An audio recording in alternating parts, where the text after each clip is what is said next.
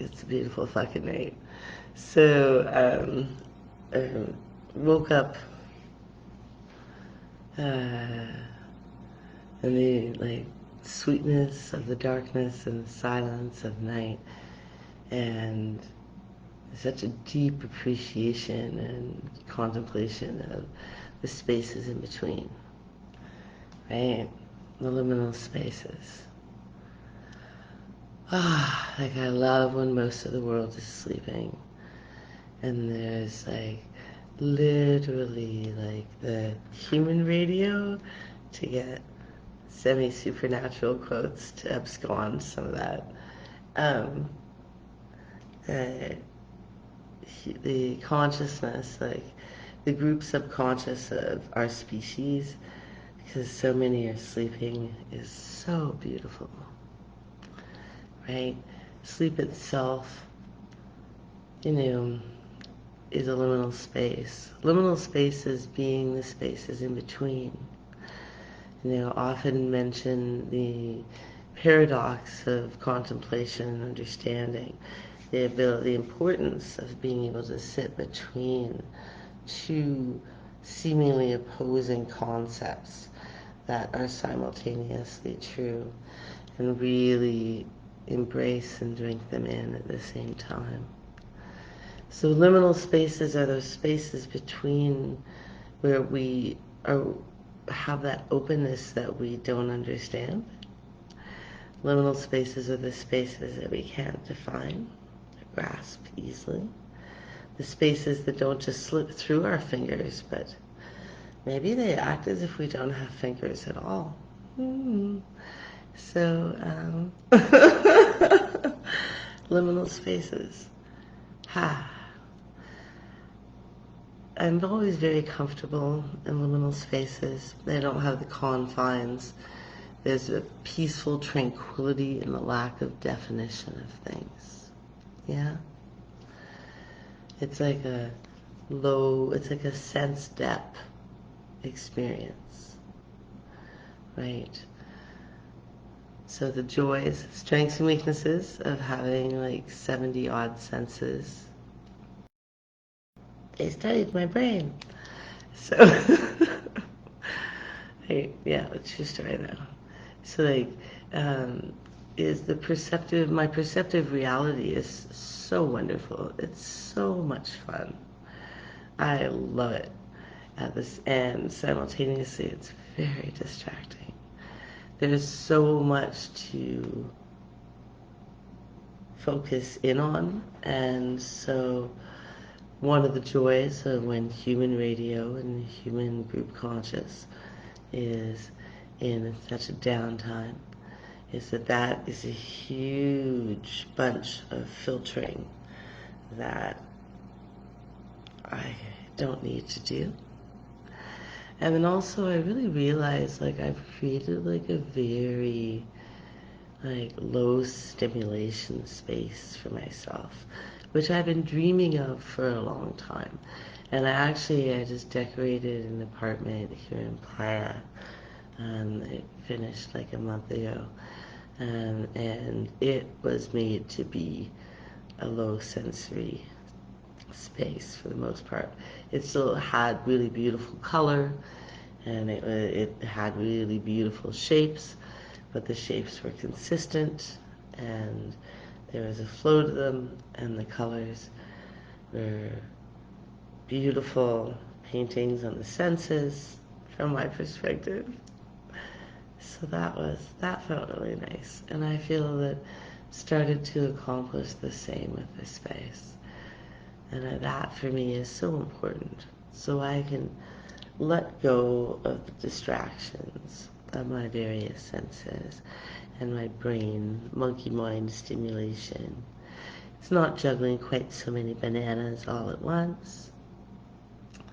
So there was in way back when, boys and girls, before we could track the internet, before search engines existed. It is a difficult thing for many to imagine, I think. especially those of the very young variety. But the internet used to be this field of chaos.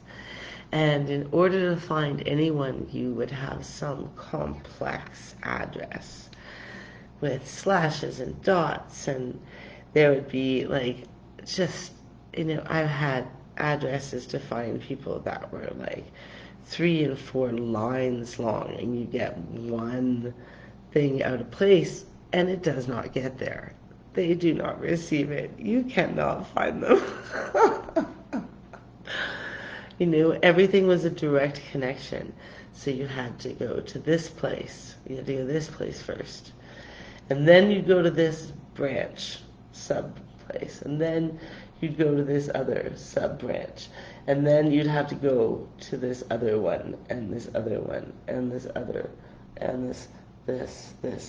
It was an incredibly intricate process.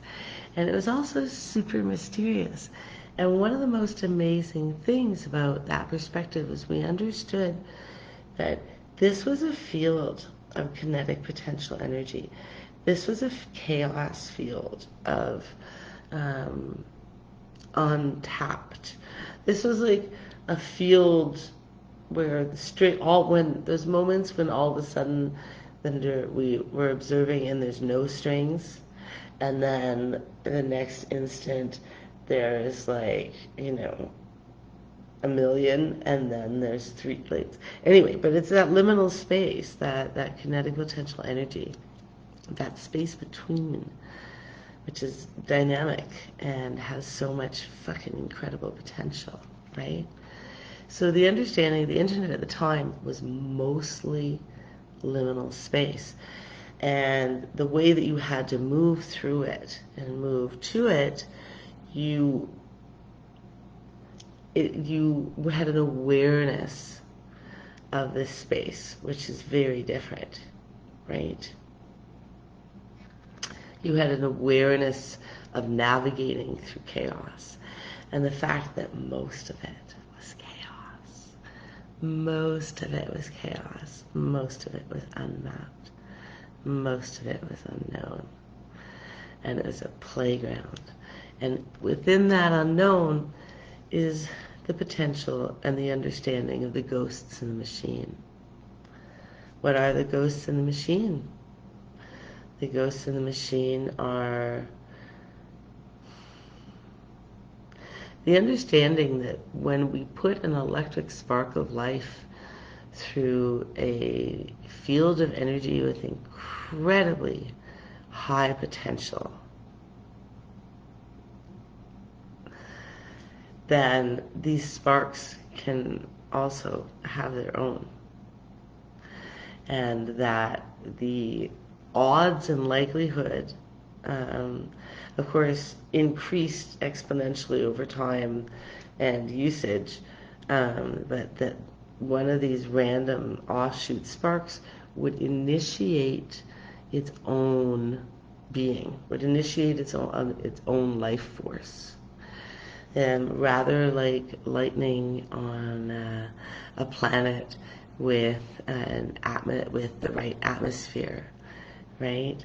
That it can actually create beginning stages of DNA and generate forms of life.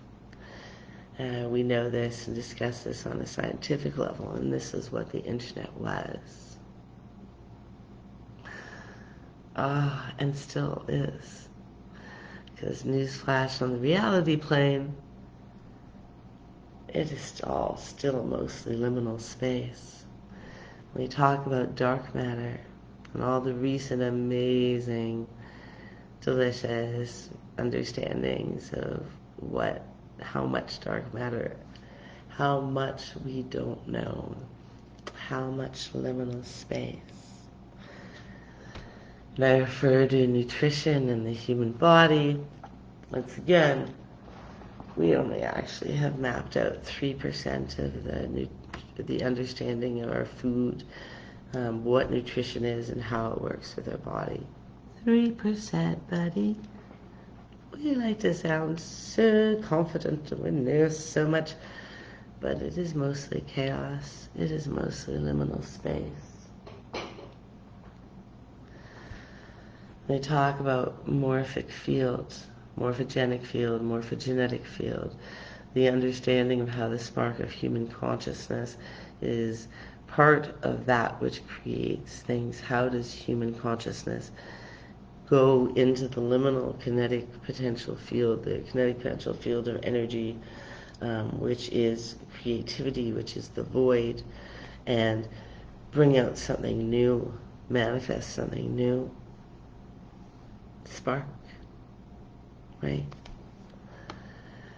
So this is when I fell in love with the internet. Meow. And it's really neat because I ended up working with and to my huge surprise, the business world was looking for someone. People were looking for someone like me. I didn't. They asked me not to look at why they were looking. I respect my clients' boundaries. And it was really fun because they put everything in a time context. They were really looking for that. That's not, synesthesias of time in general are not as common, but I also think maybe they're not as, I do think that synesthesia is super common in a million ways, that I hear it in language and people's descriptions of their lives all of the time. It is the understanding, the conscious development of synesthesia that is perhaps the uncommon part, which I was very lucky to have in my family. So yes, liminal spaces, that which we do not know, that which we do not understand, which is still most of everything. Within that space that we don't understand, within that space that we do not know, the spark of consciousness, the spark of willingness and creativity can create entirely new life forms, entirely new potentials. So, my friends, that is our bodies. That is the very structure of the universe, galaxy, solar system, planet that we are. That is the food we eat and the bodies we create from them. And that is this world right now. Seems like there's so much structure and there's so much stuff going on, but there is so much more space between the stuff than there will ever be stuff. Even when it looks really solid, there's so much more spaces between atoms than there are atoms. Alright, my loves. I smooch your whole faces, and you guys go be fucking amazing, because you always fucking are. And you're like, how do I get to the liminal spaces, Lauren? Good news. I've seen all of you there. You're there right fucking now. Allow for the possibilities. Contemplate the joys of all the things you don't fucking know. Let's wax our surfboards and embracing the fucking chaos. Love you guys. Meow meow.